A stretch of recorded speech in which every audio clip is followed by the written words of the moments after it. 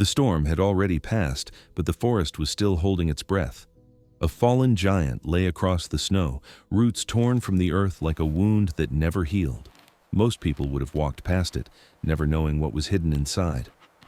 But a quiet veteran and his retired K9 stopped. Not because they were looking for shelter, not because they were searching for answers, but because the dog sensed something that shouldn't exist there. Warmth, light, and the trace of a life that had chosen silence over surrender. What happens next will make you believe in quiet miracles and second chances for the forgotten. Before we begin, tell me where you are watching from. Drop your country in the comments below. If you believe no child or animal should ever face fear alone, hit subscribe now and share this story with someone who needs hope. Missoula, Montana sat under a hard pewter sky, the kind that makes a small city feel like the last lit porch before the wilderness swallows everything. The Clark Fork River moved dark and thick between iced-over banks, and the wind came down from the surrounding mountains in blunt, indifferent gusts, carrying the bite of fresh snow and the sharp, resinous smell of broken pine. The storm had passed 2 days ago, but the cold it left behind still owned the streets. Thin sheets of ice glazed the sidewalks, trucks crawled at cautious angles through intersections, and the bare branches along Higgins Avenue rattled like dry bones whenever the wind decided to remind everyone who was in charge. Out past the city limits, where the last row of houses gave way to timberline and old logging roads, the damage was worse. Trees lay snapped and uprooted, their roots lifted like raw, tangled fists. In winter, the forest always looked stern. After a storm, it looked wounded. Ethan Cole moved through that cold as if it were familiar, not because he enjoyed it, but because he understood it. At 41, he had the lean, durable build of someone who had spent years carrying more than he wanted to remember. His shoulders were squared without being broad, his movements economical, no wasted motion. A weathered green field jacket hung over a dark thermal shirt, and the jacket had the faint shine of fabric that had been scrubbed and worn into obedience. His hands were gloved, but the knuckles still looked pronounced, the way they do on men who've tightened straps, lifted weight, and learned the hard habit of readiness. His face held strong angles, cheekbones that caught the light, a jaw that looked carved rather than grown. A short beard, the color of dark sand, framed his mouth and softened him only slightly. The eyes, gray-blue and watchful, did most of the talking. They weren't unfriendly. They were simply calibrated, like a compass that never stopped checking north. The storm had dragged him out of town, not because he needed supplies. He kept his small rental on the edge of Missoula stocked the way some people kept their hearts guarded, but because storms rearranged landscapes, and Ethan could never resist seeing what changed. In the years since he'd come home, routine had become his scaffolding. Wake early, coffee black, weather check, gear check, walk the line. There were days he told himself it was just hiking, just staying fit, just keeping a dog happy. But the truth was more honest and less comfortable. He needed the predictable rhythm of putting one foot in front of the other, because too much stillness invited memories to speak. Beside him, Briggs paced with a different kind of purpose. The K9 was 7, old enough to have a little gray at the muzzle, young enough to still move like a spring under tension. His coat was a rich sable with a black saddle along his back, thickened for winter, and his chest was broad from years of work. Briggs's ears stood alert, occasionally twitching as he sampled the world. His eyes were amber-brown, intelligent and steady, and when he looked up at Ethan, it was with the quiet confidence of a partner who had seen panic and refused to join it. A sturdy harness hugged his torso, with a reflective strip that caught the muted daylight. The leash between them had slack most of the time, not because Ethan was careless, but because Briggs had earned that trust the hard way. Ethan didn't talk to Briggs in the syrupy voice some people used with pets. He spoke to him like you would a teammate, short phrases, calm tone, meaning packed into few words. Briggs responded the same way, with attention, with precision. They left the city behind and took an old road that sloped toward the foothills, where the pavement turned to packed dirt and then to a narrow track frozen into ruts. Ethan parked where fallen branches began to clog the way forward. The air out here felt different, cleaner, sharper, less forgiving. He adjusted his pack straps, checked the clasp on Briggs's leash, and stepped into the snow. The forest swallowed sound in winter, but after a storm, it held a heavy silence that wasn't peaceful so much as paused. Ethan's boots crunched with each step, the only consistent noise besides the occasional thump of snow shedding off a bent limb. He moved with practiced care, scanning ahead for unstable branches and hidden ice. Briggs ranged slightly left, then slightly right, nose low, drawing in information. The dog's tail stayed level, focused, neither playful nor tense. A good working tail, Ethan thought. Honest. The trail he followed wasn't marked. It was one of the routes he'd started using after moving to Missoula, a loop that took him through a mixed stand of pine and fir to a ridge where you could look down over the valley. He had learned every bend and dip, every fallen log that served as a landmark. Or he had. Now the storm had rewritten parts of it. Trees lay across the path like barricades. Whole sections of the understory had been flattened. In places, the snow drifted knee-deep. Ethan didn't mind the extra work. He stepped over trunks, skirted root balls, and used his gloved hand to brush snow from his face when the wind flung it like grit. Briggs paused at a snapped fir, sniffed the broken wood, then sneezed and kept going. The dog's behavior was normal, which mattered. Normal meant safe. Normal meant the forest hadn't turned weird. Then Briggs changed. It wasn't dramatic, no barking, no lunging, but Ethan felt it immediately in the leash. The slack disappeared as Briggs leaned forward. The dog's head lifted, nose cutting the air, and his ears sharpened as if they'd been tuned. Briggs took 3 steps off the trail and stopped, posture fixed. The tail rose slightly, not in alarm but in alert curiosity. His paws shifted, testing ground that looked undisturbed. Ethan stopped too. He followed Briggs's gaze into a cluster of downed timber where the storm had done its worst. The scent hit him before the shape did. Wet earth, torn roots, a faint metallic tang that didn't belong to trees. He could smell sap, thick, sweet, raw, like the forest had been opened and left bleeding. "Show me," Ethan said softly. Briggs moved again, pulling Ethan around a broken stand of young pines. Ethan stepped carefully, mindful of hidden holes beneath the snow. That's when he saw it. A fallen giant of a tree, stretched across the slope as if it had been placed there on purpose. Its root ball had been ripped up and flipped, a massive knot of soil and stone and torn roots. The trunk itself was extraordinary. Old-growth pine, thick as a small car, its bark scarred and ridged, the kind of tree that had been standing long before Ethan was born. The storm hadn't snapped it clean. It had torn it out of the earth. Briggs approached the trunk's midsection and stopped at a dark seam that ran along the wood. He lowered his head and sniffed deeply. Then he looked back at Ethan once, one of those deliberate, meaningful looks that working dogs give when they found something and want you to confirm it. Ethan crouched beside the trunk and ran his gloved fingers along the seam. The wood here wasn't solid. It gave slightly under pressure, like a hollow beneath a shell. He leaned closer, peering into a narrow opening where the bark had peeled away. The interior was darker than it should have been, too uniform. Natural hollows were irregular, messy with rot and insect debris. This felt maintained. He shifted his weight, listened. Nothing. No animal skittering, no water drip. The silence inside the trunk felt deliberate too. Briggs pressed his nose to the opening again and inhaled, slow and careful. His body relaxed just a fraction, which told Ethan more than any noise could. The dog wasn't afraid. The dog wasn't warning him away. Briggs was investigating.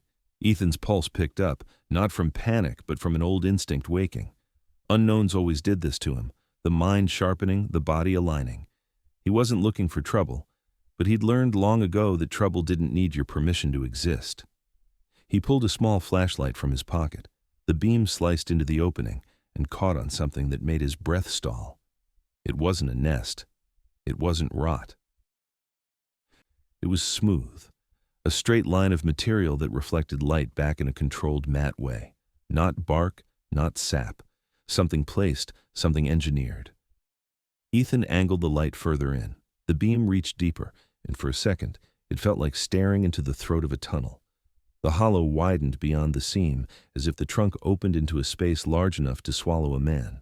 Briggs's ears flicked, and he stepped half a pace forward, as though inviting Ethan to follow. Ethan didn't move yet. He studied the trunk, its thickness, its height from the ground, the slope it lay on. He scanned for tracks, but the storm had erased most evidence.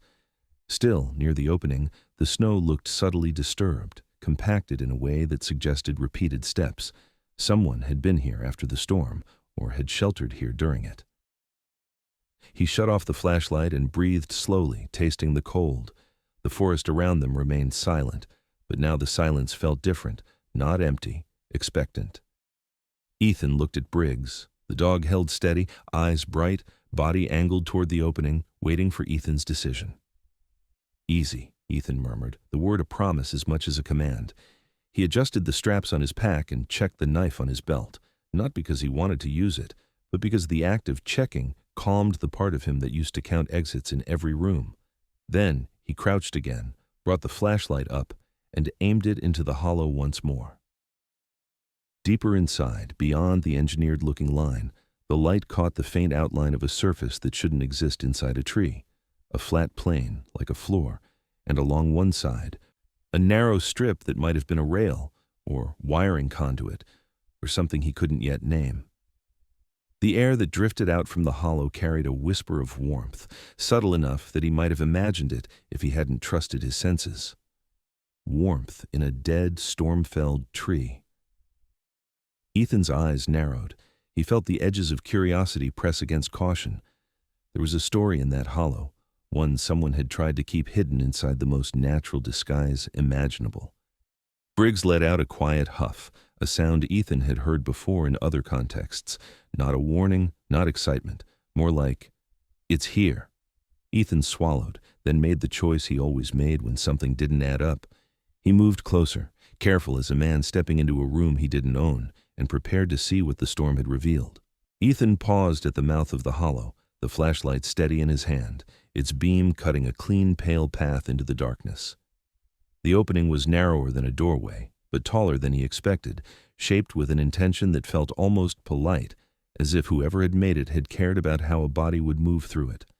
Cold air brushed his face, but beneath it lingered that same faint warmth, subtle and real, like heat that had learned to hide. The forest behind him remained locked in winter stillness, branches creaking softly as they settled under snow.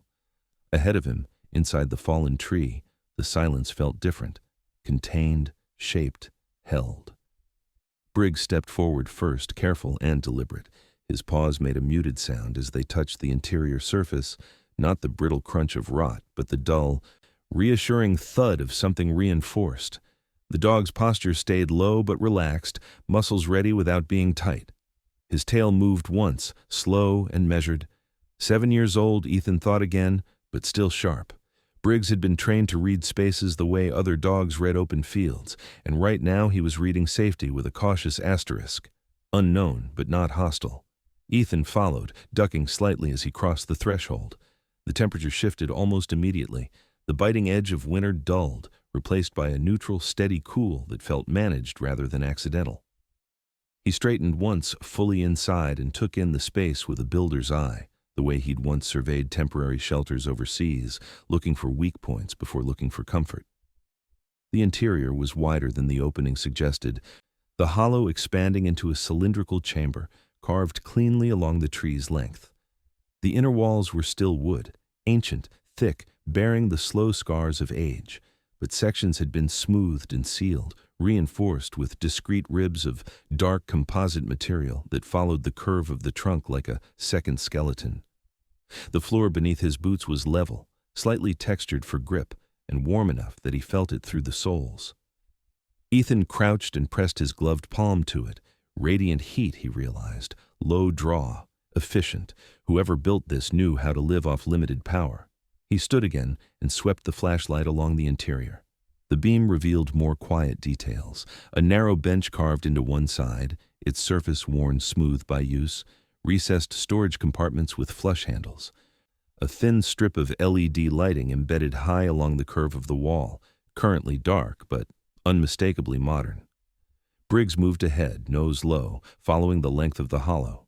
He paused near the far end where the tree tapered slightly and sniffed at a vertical panel that blended almost seamlessly with the wood. He nudged it with his muzzle. It didn't open, but it didn't give like rot either. Briggs looked back at Ethan, ears angled forward, eyes intent. "I see it," Ethan murmured. He approached the panel and examined its edges. Precision again. The kind you don't get by accident or desperation. This wasn't a survival shelter thrown together by someone running from the cold. This was deliberate, patient work. The thought brought a flicker of something like respect and unease, because patience meant time, and time meant planning. Ethan straightened and listened. The interior wasn't silent in the absolute sense. There was a low hum, barely perceptible, the sound of systems breathing. Ventilation, most likely, carefully baffled to avoid drawing attention. He followed the sound with his ears and then his eyes, spotting a narrow vent disguised within a natural split in the wood grain. Air flowed gently through it, clean and dry.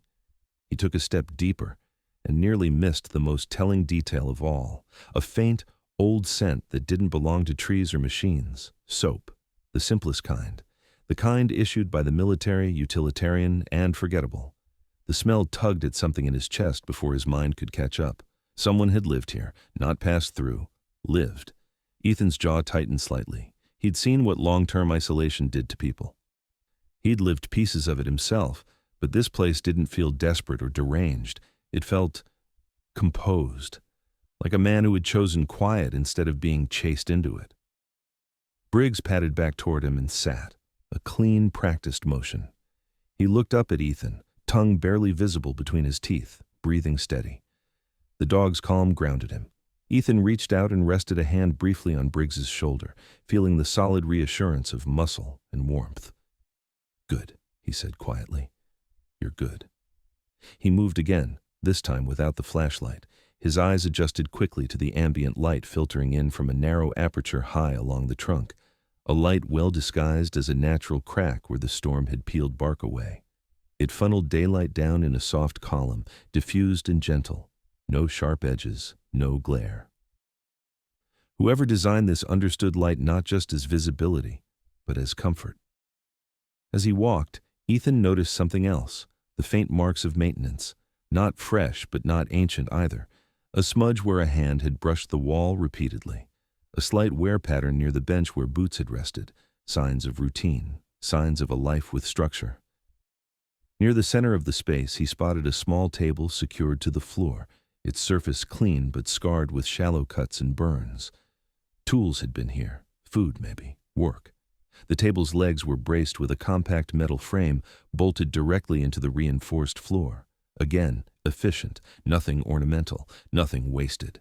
Ethan's mind worked through possibilities the way it always did, cataloging scenarios without panic. A prepper? Possibly. A displaced engineer? Maybe. A veteran? The thought came uninvited, carried on the scent of soap and the quiet discipline of the build. If so, the man, because Ethan was almost certain it had been a man, had shared his particular strain of restlessness, the kind that didn't fade with time but learned to hide under routine. Briggs suddenly lifted his head and turned toward the entrance. His ears flicked, catching something outside. Ethan followed his gaze, every sense sharpening. He didn't hear footsteps, but he heard movement, snow shifting, branches bending, not the random settling of the forest. This was deliberate. Ethan moved smoothly, guiding Briggs to the side of the hollow where the light was lowest. He rested a hand lightly on the dog's harness, a silent signal. Briggs lowered himself into a down position without hesitation, eyes fixed toward the opening. Through the narrow entrance, a shadow crossed the snow. Then, another. Ethan angled himself to see without exposing too much. A figure appeared briefly at the edge of the clearing, partially obscured by a tangle of roots. It was a man, bundled against the cold average height, moving carefully. His beard was dark and full, flecked with frost, and a knit cap was pulled low over his brow. He carried a long-handled tool, an axe, Ethan realized, not raised, not aggressive, but held with familiarity. The man paused, scanning the fallen tree. His posture was wary but not hostile. He looked like someone who'd spent a long time learning not to be surprised by the world. His movements were measured, shoulders slightly hunched against the cold, as if he expected it to take something from him if he wasn't careful. Ethan felt the situation shift. This wasn't an abandoned shelter after all, or not entirely. Inside the hollow, Briggs remained still, breathing slow. The systems hummed on, indifferent to human tension. Ethan weighed his options quickly. Reveal himself now and risk misunderstanding, or wait and gather more information. The man outside stepped closer to the trunk, boots crunching softly in the snow, his breath visible in the cold air. Ethan chose honesty, not the loud kind, but the controlled kind. He stepped forward just enough that his silhouette would be visible in the entrance and said calmly and clearly, "You built this well." The man froze. For a heartbeat, the world held its breath. Forest, storm remnants, old wood, new steel, two men shaped by different paths that had somehow led them to the same quiet place.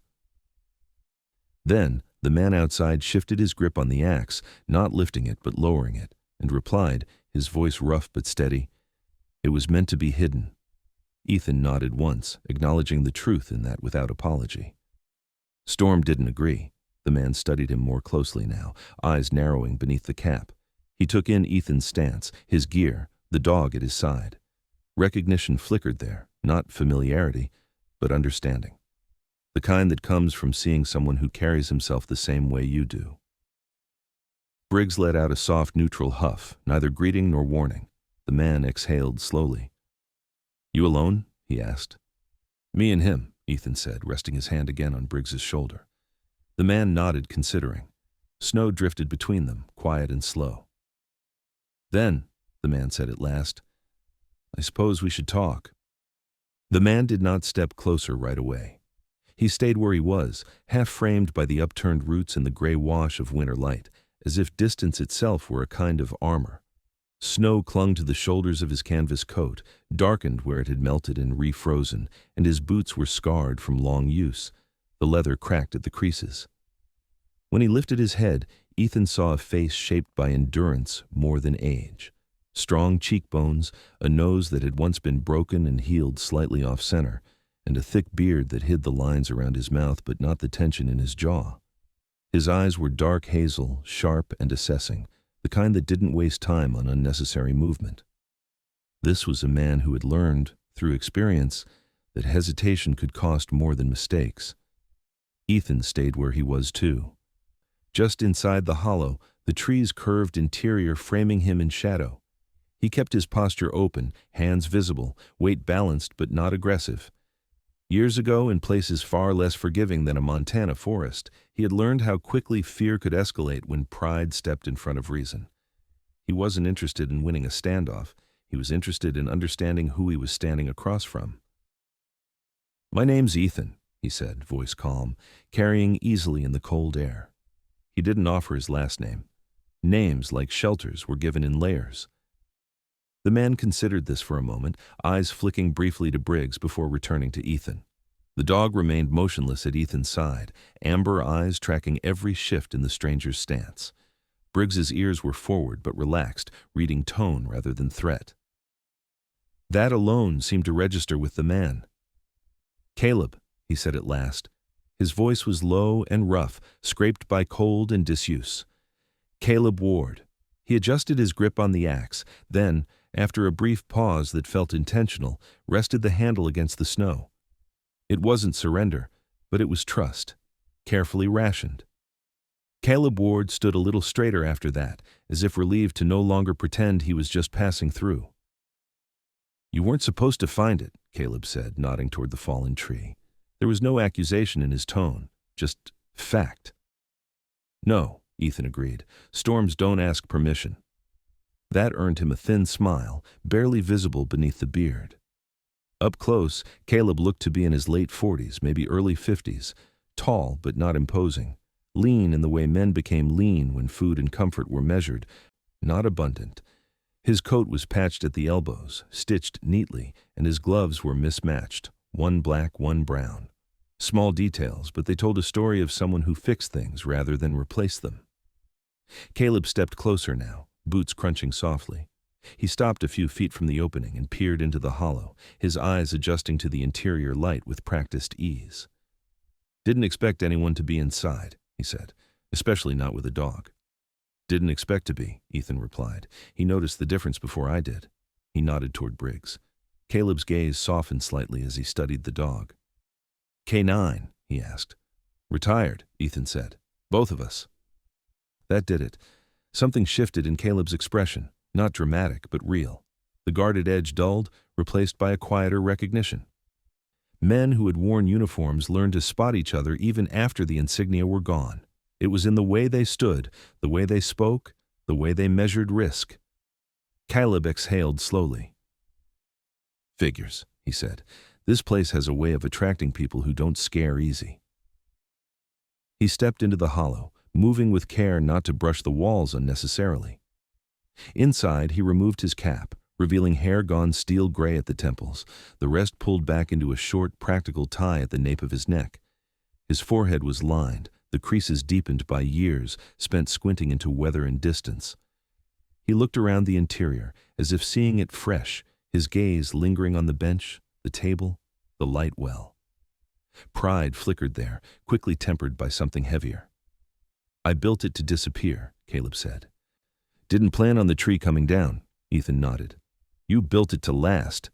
Caleb snorted softly. "Last enough." He leaned the axe carefully against the wall, then rubbed his hands together for warmth. Up close, Ethan noticed a faint tremor in Caleb's fingers, not from fear, but from old injury. Nerve damage, maybe. The kind that never fully healed. They stood in silence for a moment, the hum of the systems filling the space between them.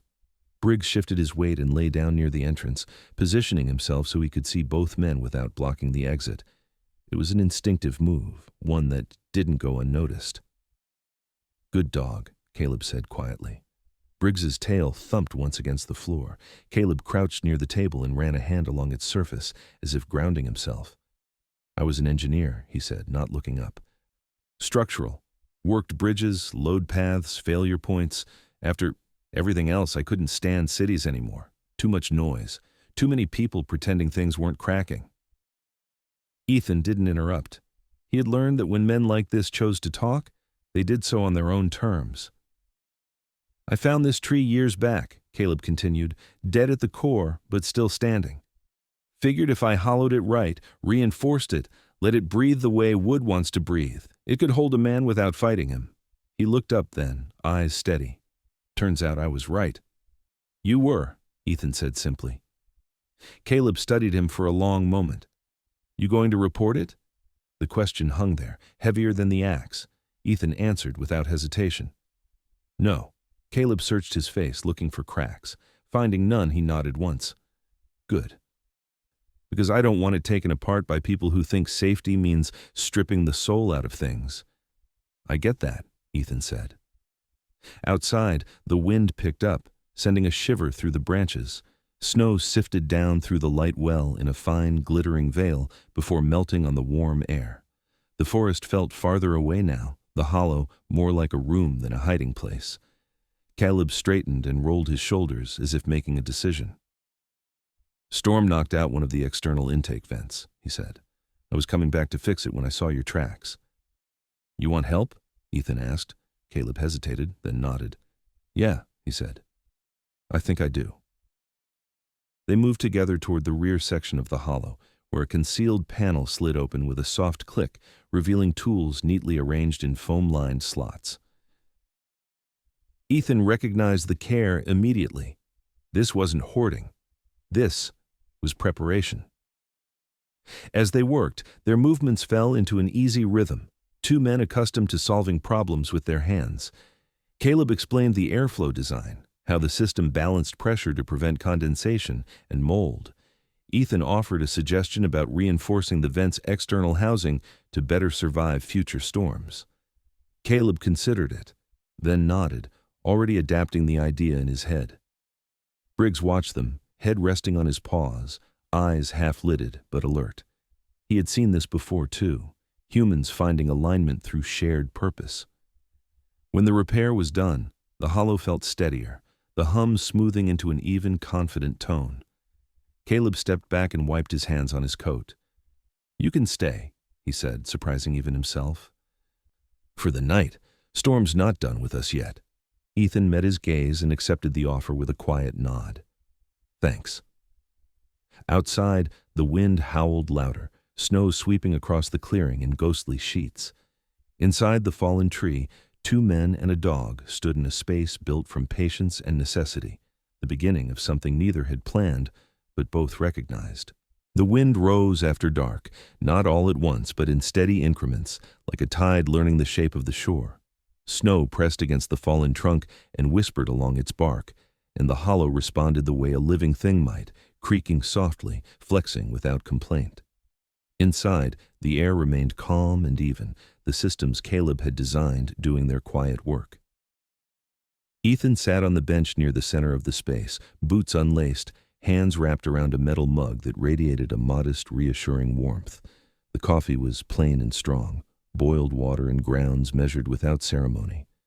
It tasted like nights he remembered from other places, other winters.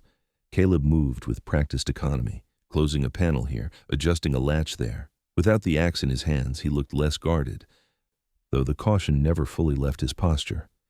He had the shoulders of someone who had carried responsibility for a long time, slightly rounded, as if the weight had finally settled into bone.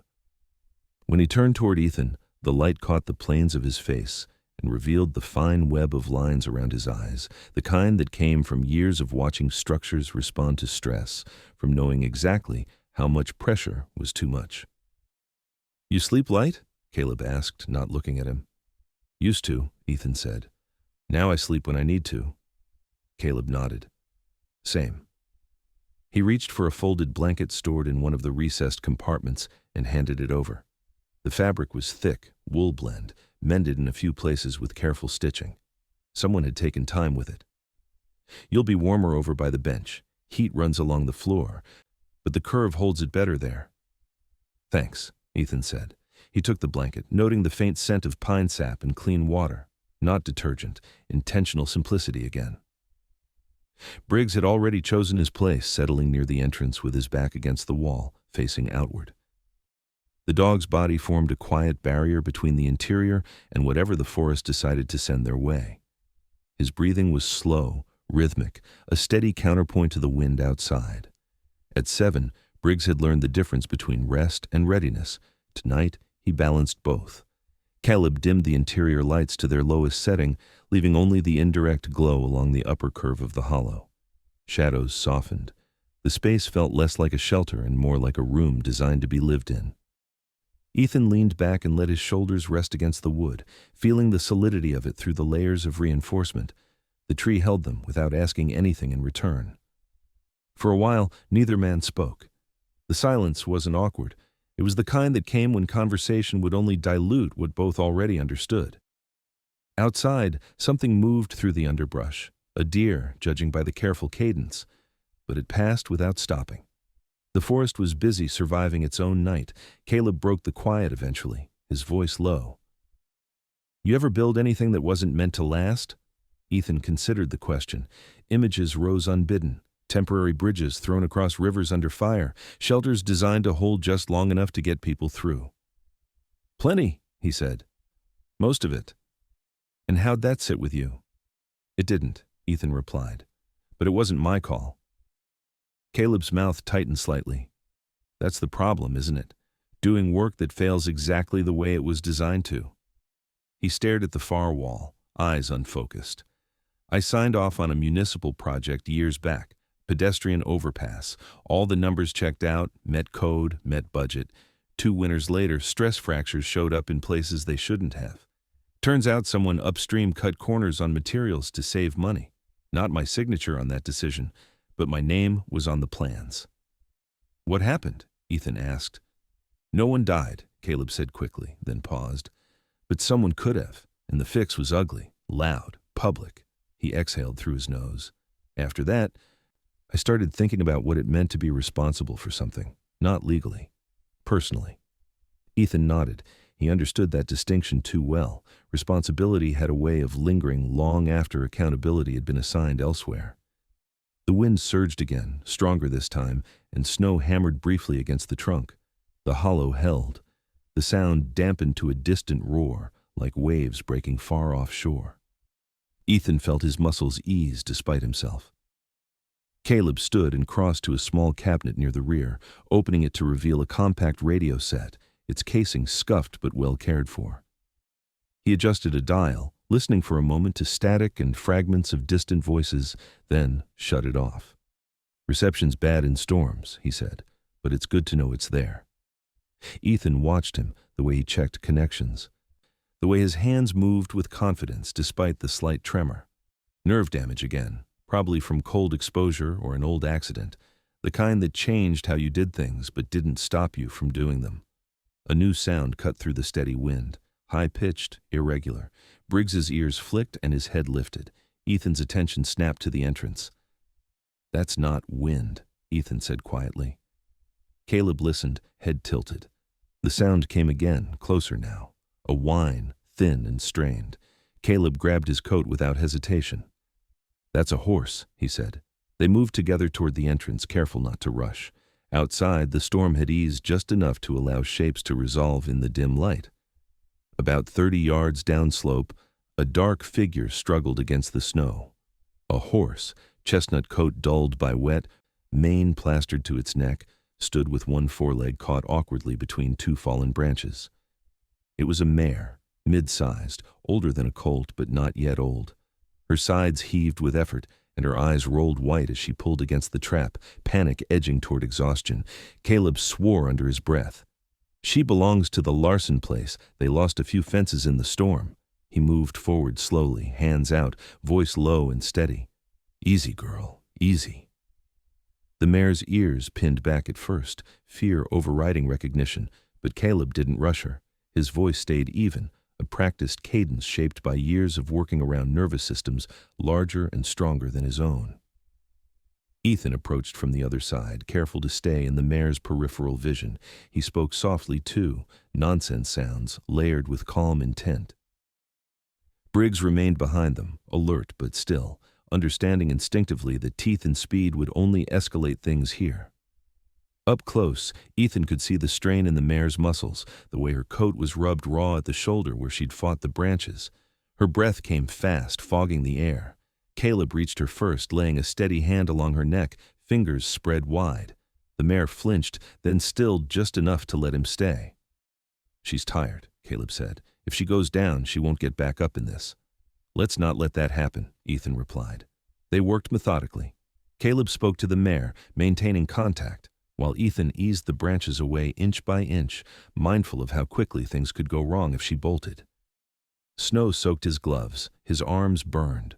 The mare trembled but held, trusting the calm in their voices more than her own fear. Finally, with a last careful shift, the leg came free. The mare stumbled, then steadied, standing hard but upright. Caleb kept his hand on her neck, breathing with her until the panic drained from her body. When she lowered her head and blew out a long breath, it felt like a victory earned quietly. "There you go," Caleb murmured. "That's it." They guided her a short distance to a patch of more stable ground. The mare stood, head low, sides still heaving but easing. She nudged Caleb's shoulder once, a brief, unmistakable gesture of recognition. "Guess she remembered you," Ethan said. Caleb managed a tired smile. "I helped her foal last spring." They stood there a moment longer, snow drifting lightly around them, the worst of the storm passing without fanfare. Then Caleb turned back toward the hollow. "You see," he said softly, "this place isn't just hiding, it's connected." Ethan looked at the fallen tree, the warm light spilling faintly from its interior, the horse standing free where she might have died an hour earlier. He nodded. "Yeah," he said, "I see." They returned inside as the night settled into a quieter rhythm. The mare moved off downslope, limping but alive. Briggs resumed his post near the entrance, satisfied. Ethan pulled the blanket tighter around his shoulders and leaned back against the wood, the events of the night settling into something like meaning. Outside, the forest endured. Inside, the hollow held, more than heat, more than safety. It held the simple, stubborn proof that shelter, when built right, could make room for more than one life. Morning arrived without ceremony. There was no sudden light, no dramatic clearing of clouds, just a gradual thinning of darkness, the gray of dawn seeping into the hollow through the narrow light well like breath returning to a body. Ethan woke before he realized he had slept, the way he always did, awareness surfacing before thought. For a moment, he didn't move. He listened. The wind had eased into something manageable, a low murmur instead of a roar. Snow slid occasionally from branches outside, a soft punctuation rather than an interruption. The systems beneath the floor hummed steadily, unchanged. The shelter had held the night exactly as it was meant to. Briggs stirred beside the entrance, lifting his head and yawning wide enough to show his teeth before settling again. His tail thumped once against the floor when he noticed Ethan was awake. The dog's eyes were clear, alert, satisfied. Whatever instincts had kept him half awake through the night were easing now, replaced by the quiet confidence of daylight. Caleb was already up. He stood near the rear of the hollow, kettle in hand, pouring hot water into 2 mugs with careful precision. In the morning light, his face looked older, the lines more pronounced, the beard slightly matted from sleep. But there was something else there too. Relief, maybe, or the loosening that came after a night that didn't demand vigilance. He wore a faded flannel shirt now, sleeves rolled up to reveal forearms corded with muscle and faint scars.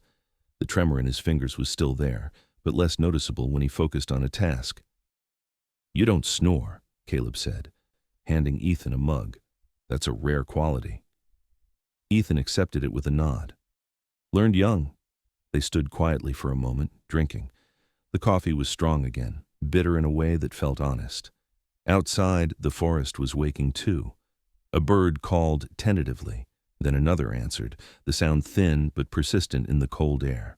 Life, testing the edges of the day. Caleb set his mug down and pulled on his coat.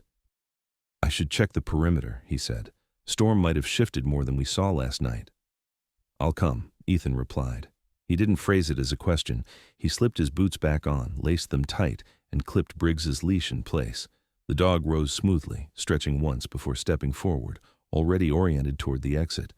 They emerged into a landscape that looked scrubbed raw. The snow was deeper in places where the wind had sculpted it into drifts, shallow and crusted in others.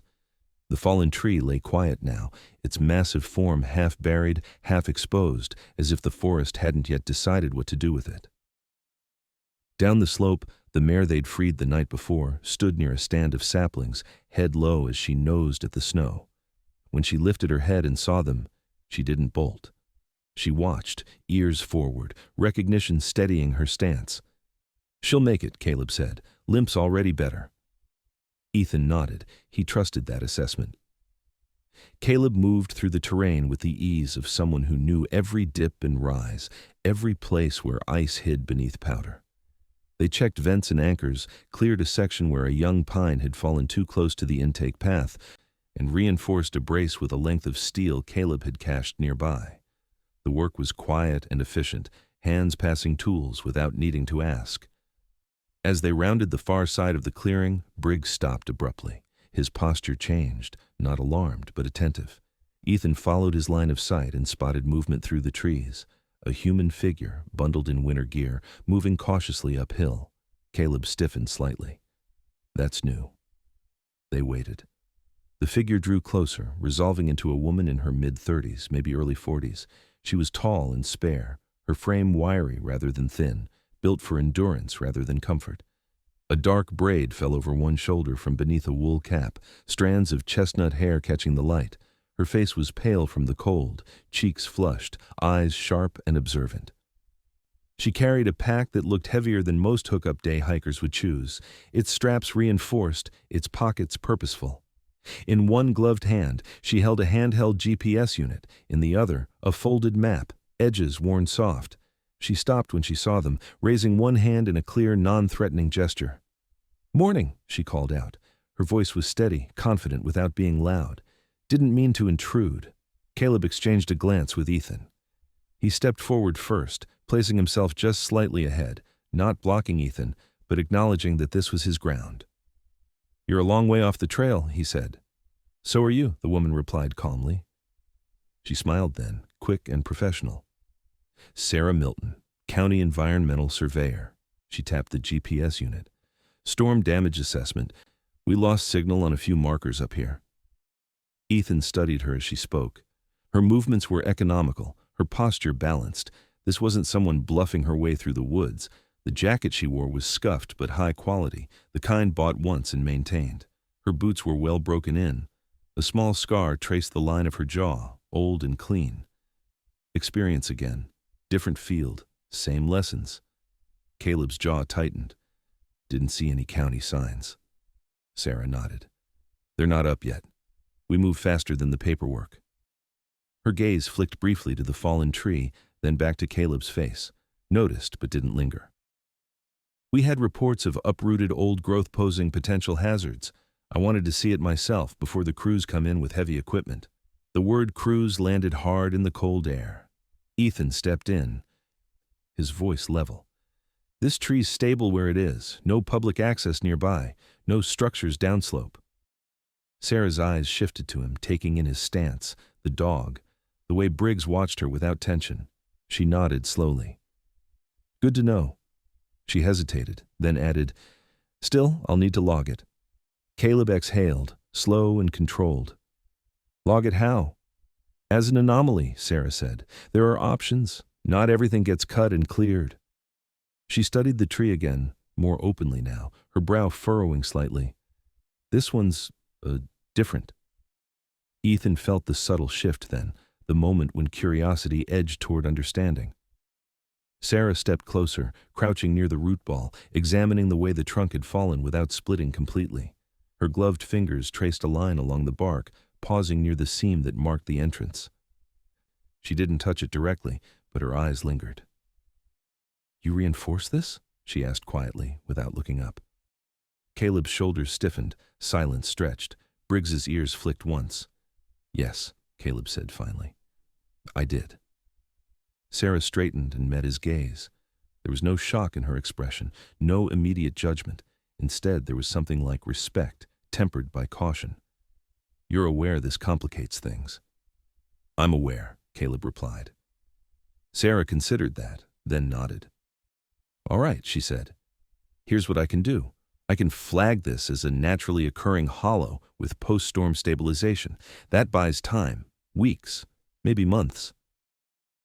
She met Ethan's eyes briefly, as if weighing him too. After that, it'll depend on what happens next. And what usually happens? Ethan asked, Sarah's mouth curved into a wry half-smile. That depends on whether people decide something is worth understanding before they decide it's a problem. The wind moved through the trees again, gentler now. The mare shifted in the distance, snorting softly. Briggs relaxed just a fraction. Sarah adjusted her pack. I'll finish my sweep and file the report tonight, she said. You didn't see me. I didn't see everything. She glanced at the tree one last time. Be careful. Not everyone asks first. She turned and headed back the way she'd come, her figure soon swallowed by the trees. Caleb stood staring after her, tension slowly draining from his frame. That, he said quietly, was closer than I like. Ethan looked at the fallen tree, the quiet shelter within it, the thin line between solitude and scrutiny. Yeah, he said. But it wasn't nothing. They walked back toward the hollow together, Briggs moving easily between them.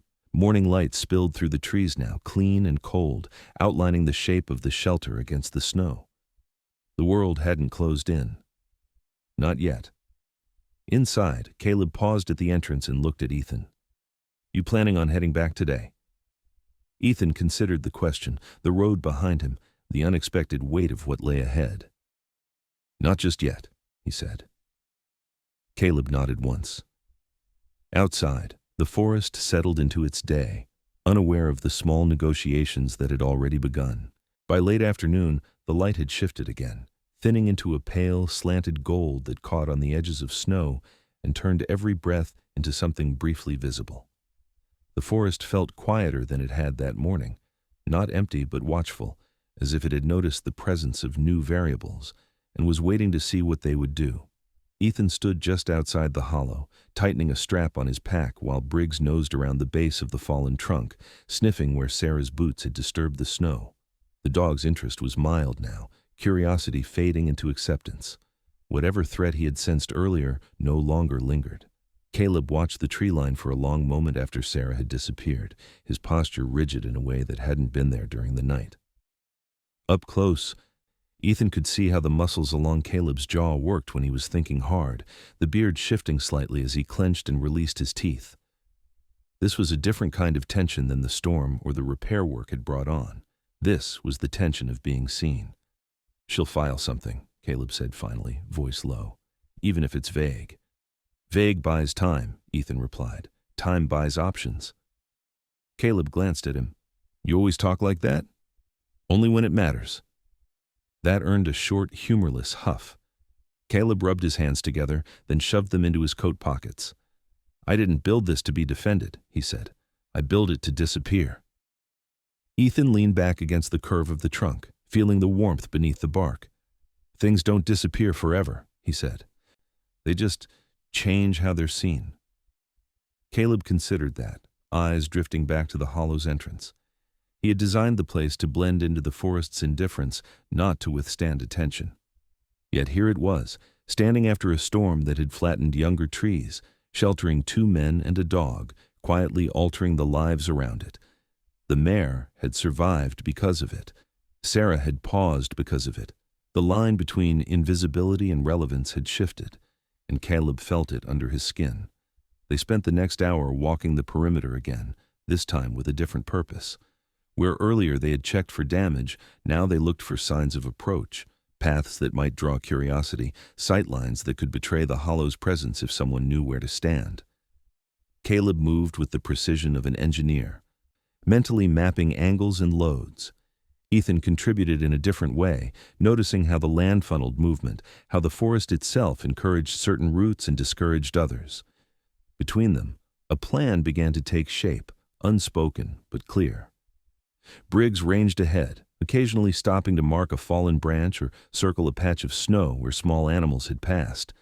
His body language was relaxed but engaged, tail level, ears swiveling independently.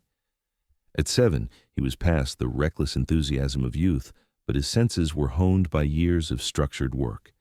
He understood this kind of task instinctively: assess, adapt, protect.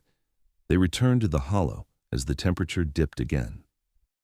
Inside, Caleb pulled out a rolled set of hand-drawn diagrams from a narrow compartment behind the bench. The paper was thick, creased from use, the ink slightly smudged in places where water had touched it and been wiped away. He spread the diagrams across the table, weighting the corners with tools. "These are the original load paths," Caleb said. "What I built assumes curiosity stays low." "And now?" Ethan asked. Caleb met his gaze. "Now it assumes the opposite." They bent over the drawings together. Caleb pointed out where the structure relied on the trunk's natural strength, where the composite ribs carried stress during freeze-thaw cycles. Ethan traced a finger along the edge of the diagram, stopping where a ventilation route intersected with a natural depression in the ground outside. "That intake," he said. "It's smart, but it's also a clue. If someone's trained to look for it, they'll see it." Caleb frowned. "I know." "You could redirect it," Ethan continued. "Run it farther downslope. Let the air travel through colder ground first. Less visible disturbance up here." Caleb's eyes narrowed, not in suspicion, but in concentration. "That would reduce efficiency." "Marginally," Ethan said, "but it'd reduce attention more." Silence fell as Caleb recalculated in his head. Then he nodded. "You're right." They worked through the afternoon, not breaking ground yet, but planning with care, discussing materials, timing, contingencies. The conversation stayed practical, stripped of ego. Each man recognized the other's competence and didn't waste time testing it. Outside, the light faded, and the hollow's interior glow rose to meet the encroaching dusk. As evening settled, another sound reached them from the direction of the valley, the low rumble of an engine, distant but distinct. Ethan stiffened slightly, head turning toward the sound. Briggs reacted too, lifting his head, ears angling forward. Caleb heard it a beat later. "That's not county," he said. "Too heavy." They moved to the entrance together, peering through the trees. Far below, partially obscured by terrain, a truck crawled along an old logging road, its lights cutting narrow paths through the dimming air. It wasn't close, at least a mile out, but it was moving steadily, deliberately. Ethan watched the truck's progress, calculating. "Could be nothing," he said. "Hunters, contractors, someone checking fences after the storm." Or someone who noticed the same report Sarah did, Caleb replied. The truck slowed, then stopped briefly before moving again. Briggs let out a low, almost inaudible rumble in his chest, not a growl, but a warning note reserved for things that warranted attention. Not tonight, Ethan said. Whatever they're doing, they won't be up here before dark. Caleb nodded. Still, it changes the math. They retreated back inside, and Caleb secured the entrance with a concealed latch that blended into the wood grain. The hollow felt smaller now, not claustrophobic but focused, like a room where an important decision had been made. As they ate a simple meal, beans warmed on a compact stove, bread torn by hand, Caleb spoke again, his voice quieter. I built this place because I didn't want to answer to anyone anymore, he said. Not bosses, not committees, not people who'd never touch what they approved. He paused, eyes on his hands. But isolation doesn't mean immunity. I forgot that. Ethan considered him across the table. You didn't forget, he said. You just hoped. Caleb looked up at that, something like resignation softening his features. Maybe. Outside, the truck's engine noise faded, swallowed by distance and terrain. Night reclaimed the forest with practiced ease. Briggs settled back into his position near the entrance, senses attuned, body still. Caleb rolled the diagrams back up and slid them into their compartment. If this is going to survive, he said, it can't just be mine anymore. Ethan felt the weight of that statement settle between them. He understood what was being offered, not ownership, not partnership in a legal sense, but shared responsibility, the kind that bound people without paperwork. I'm not looking to take anything from you, Ethan said. I know, Caleb replied. That's why I'm asking. The hollow hummed around them, steady and patient. Outside, the forest shifted and adapted, as it always had. Lines that once seemed fixed, between hidden and seen, between alone and connected, had begun to move. Ethan nodded slowly. All right, he said. Then let's make sure it survives the right way. Caleb let out a long breath he hadn't realized he was holding. The decision didn't solve anything yet, but it gave shape to what came next. And for the first time since the storm, the hollow felt not just like shelter, but like something with a future. The decision changed the way the night felt. Not immediately, not in any dramatic rush, but subtly, like a shift in pressure that the body noticed before the mind caught up. Ethan lay awake longer than usual, listening to the hollow breathe around them, the systems cycling with patient regularity. Outside, the forest had gone still again, the kind of stillness that followed movement rather than preceded it. The truck they had seen earlier did not return. Whatever curiosity had stirred beyond the trees had moved on, for now. By morning, the cold had sharpened. Frost traced the inside edges of the light well, feathering the glass with delicate white patterns that caught the first sliver of dawn. Caleb was already awake, sitting at the table with the diagrams spread out again, this time annotated with fresh pencil marks. He had shaved during the night or early morning, Ethan wasn't sure when, but the thick beard was gone, replaced by a short graying stubble that revealed the hard angles of his face more clearly. Without the beard, Caleb looked younger and more exposed, as if he had removed a layer of insulation he no longer needed. You always do that? Ethan asked quietly. Caleb glanced up. What? Change things right after you decide something. Caleb considered that, then nodded once. If I don't, he said, I start thinking the decision was theoretical. Ethan accepted that. He moved to the bench, sat, and watched Briggs stretch and rise. The dog shook himself once, coat rippling, then padded over to Ethan and rested his head briefly against his knee. His eyes were bright, ready. Briggs had adapted to the hollow quickly, understanding it not as a cage but as a base, temporary, purposeful. They spent the morning putting the first changes into motion, not construction yet, but preparation. Clearing misleading tracks, rerouting a shallow runoff channel to disguise soil disturbance, marking alternate paths through the trees that looked natural rather than maintained. Caleb worked with a quiet intensity, his engineer's mind now focused on misdirection as much as stability. Ethan complemented that with an understanding of how people moved when they thought they were being subtle. Together, they reshaped the land's story just enough to blur the truth. Late in the morning, The sound of hoofbeats drifted up from the lower slope. Ethan turned first, hand resting lightly on Briggs's harness. Caleb followed his gaze. The mare appeared again, moving carefully but with more confidence than the day before. Her limp was still there, but diminished. Behind her walked a man leading her by a rope, his steps slow and deliberate. He was in his early 60s, broad through the chest and shoulders despite his age, with a face weathered by sun and wind. A thick gray mustache framed his mouth, and his eyes were pale blue, squinting slightly as he took in the terrain. He wore a battered felt hat and a heavy coat that had seen decades of use. This was someone who had lived his life outdoors and hadn't resented it. Caleb exhaled. "That's Tom Larson." They waited. Tom stopped a respectful distance away, one hand still on the rope, the other lifting his hat slightly in greeting.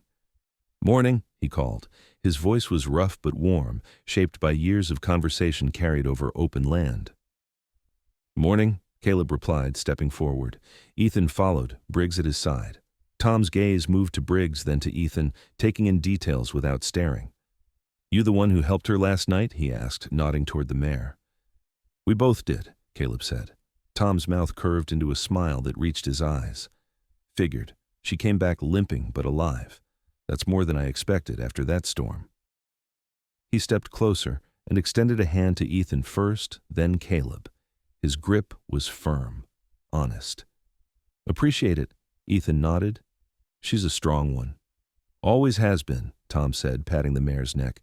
"Name's June. She's older than she looks. Seen worse winters than this." He paused, glancing at the fallen tree behind them, then back at Caleb. His eyes lingered there just a second longer than casual. "County folks were asking questions down at the road last night," he added, voice lower. "Didn't say much. Just measuring, marking." Caleb stiffened slightly. Ethan watched Tom carefully. The older man's posture was relaxed, but his eyes were sharp. This was someone who paid attention to changes, to patterns. "What kind of questions?" Caleb asked. "About damage," Tom said. "About hazards. About whether anyone had been living rough up here." He shrugged one shoulder. "I told them storms bring surprises. Didn't mention anything else." The silence that followed wasn't heavy, but it was loaded. Tom broke it with a small chuckle. "I mind my business," he said. "Always have. Folks who don't tend to get into trouble that doesn't belong to them." Ethan felt something ease at that. Not trust exactly, but alignment. Tom looked at Briggs then, crouched slightly and let the dog sniff his glove before scratching him behind the ears. Briggs accepted the attention calmly, tail swaying once. "Good dog," Tom said. "Reminds me of one I had years back. Lost him before I was ready." Caleb watched the exchange, then nodded toward the mare. "She looks better." "She'll heal," Tom said.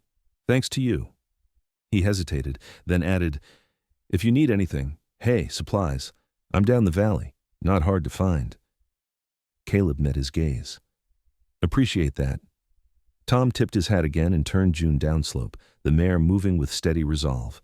As they disappeared into the trees, Ethan glanced at Caleb. "That helps," he said. Caleb nodded. "More than you know." The rest of the day unfolded with quiet momentum. They began the first physical alterations, small, careful changes that wouldn't draw attention. Ethan worked the earth where needed, using his weight and leverage rather than tools whenever possible. Caleb handled the structural adjustments, moving with renewed focus. The hollow felt different as the hours passed, less like a secret and more like a project with intent. In the late afternoon, Sarah returned, not directly, not openly. Ethan spotted her first at the edge of the clearing, watching rather than approaching. She wore the same gear as before, her braid tucked into her jacket now, face set in concentration. When Ethan met her eyes and nodded once, she stepped forward. "I finished my report," she said quietly. "It's incomplete." Caleb studied her. "Meaning?" "Meaning I flagged the area for delayed assessment," Sarah replied. "Cited unstable terrain, wildlife concerns. It'll slow things down." She hesitated, then added, "But it won't stop them forever." "We didn't expect it to," Ethan said. Sarah's gaze flicked to the hollow, then back to him. "You two are changing things up here." "Adapting," Caleb said. She considered that, then nodded. "Good. Just know that if this turns into something bigger, something visible, you'll need more than clever design." "And what would that be?" Caleb asked. Sarah's mouth curved into a faint smile. "Community." She didn't stay long after that. She didn't need to. The idea lingered after she left, settling into the space like a piece that finally fit. As evening approached, Ethan stood at the edge of the clearing with Briggs watching the light fade.